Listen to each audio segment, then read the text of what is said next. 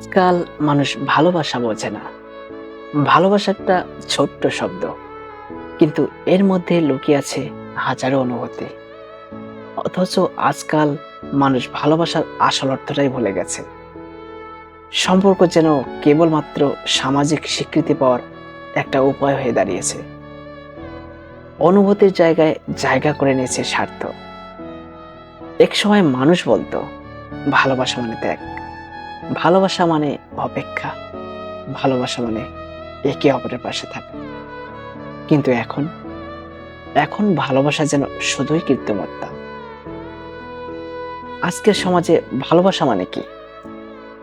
Gift না দিলে ভালোবাসা নেই, স্ট্যাটাস দিলে তবেই সম্পর্কের মূল্য আছে। কিন্তু সত্যি বলতে ভালোবাসা এগুলোতে সীমাবদ্ধ না। ভালোবাসা হচ্ছে কাউকে মন থেকে অনুভব করা, তার দুঃখে সান্ত্বনা দেওয়া, তার সুখে সত্যিকারে হাসি হাসা, দূরত্বেও একে অপরের জন্য অপেক্ষা করা।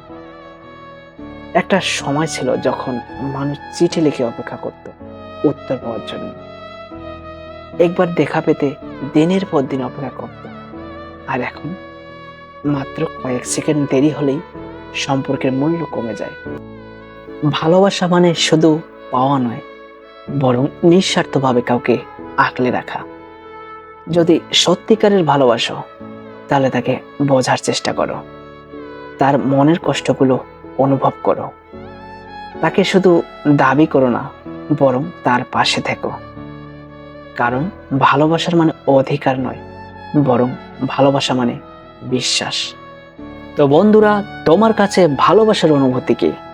ভালোবাসার প্রকৃত মানে কি? কমেন্টে জানিয়ে দাও। ভিডিওটি ভালো লাগলে একটা লাইক দাও, কারণ তোমার ছোট্ট একটা লাইক আমাদের অনেক অনুপ্রেরণা দেয়।